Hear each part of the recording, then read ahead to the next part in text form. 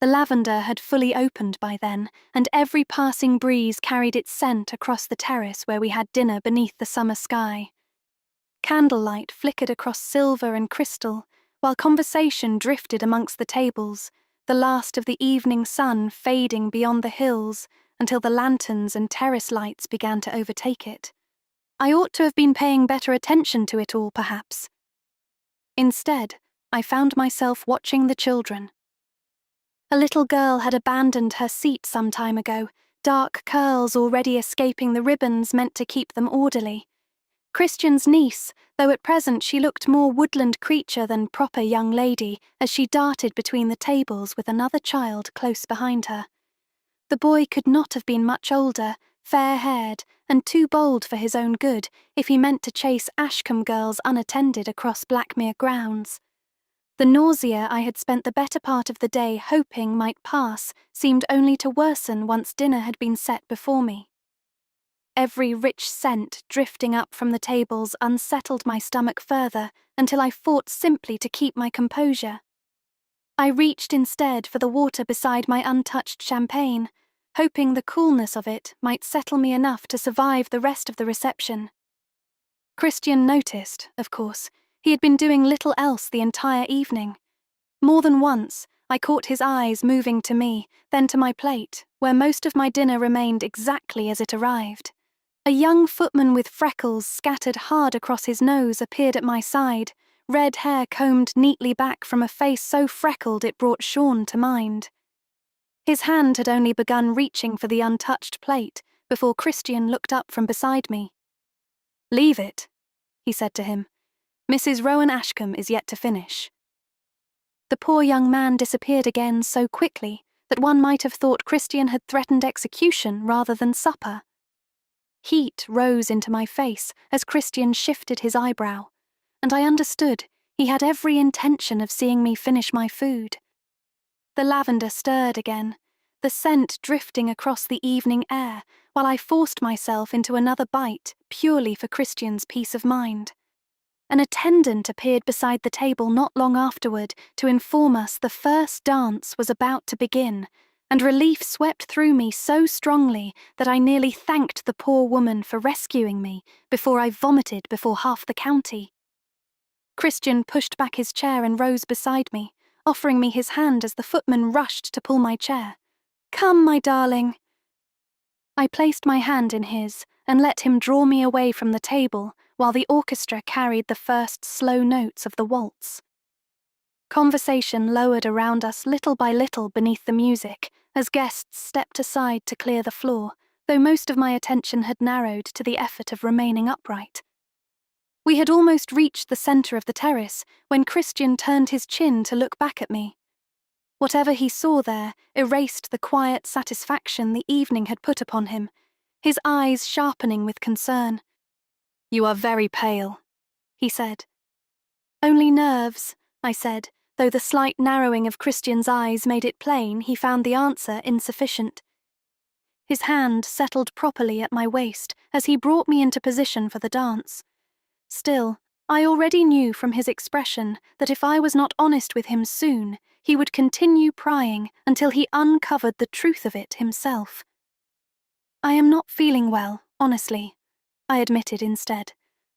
"I fear I may be sick before everyone if I force much more down." He turned me gently beneath his arm, and as I came back towards him, my eyes drifted past his shoulder towards the fountain beyond the party where the children had escaped to. Water splashed over the stone edge, while Christian's niece stood laughing directly in the basin itself, with her skirts soaked through beyond saving, entirely unconcerned by the fact.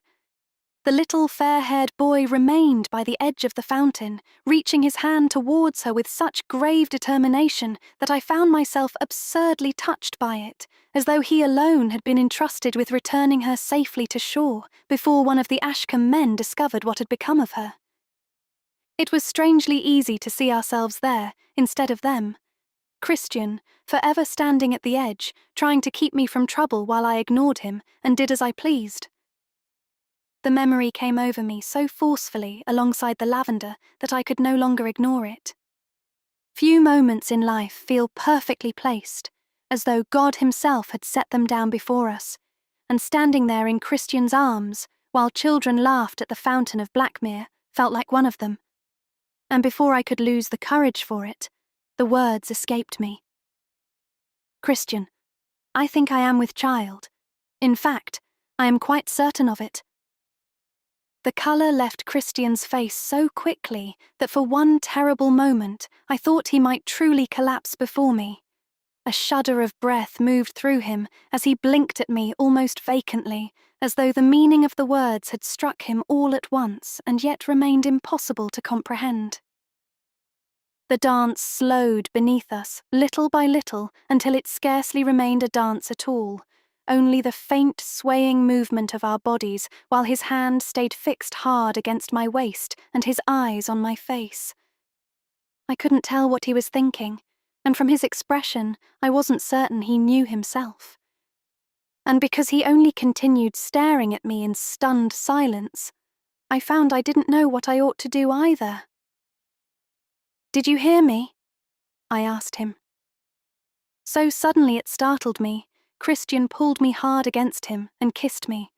Not the careful, restrained sort of affection expected beneath so many watching eyes, but something undone by relief and joy alike.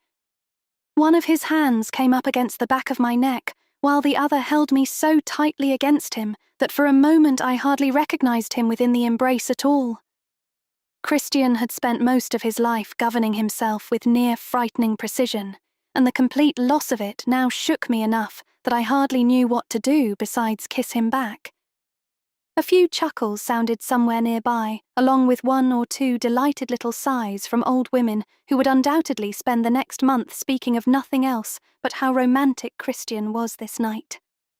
The sound of Cyril's camera began, the sharp snaps and sudden flashes seeming to come from every direction at once as he hurried to capture the complete ruin Christian had just made of his carefully cultivated persona. Christian's hold upon me loosened slowly, his forehead resting against mine while he struggled to gather himself back into some recognizable version of the man he was only a moment ago. "I love you," he said. "God, I love you so much." Emotion overtook him so fiercely that he gave a small breath of laughter at himself, fighting off tears besides as he brought us back to form. "In case you cannot tell from my utter loss of composure, you have made me very happy." He turned me once more across the floor, and again my eyes found the fountain. The little girl had apparently succeeded in convincing the boy to abandon good sense, for he was climbing into the water after her now with his shoes still on.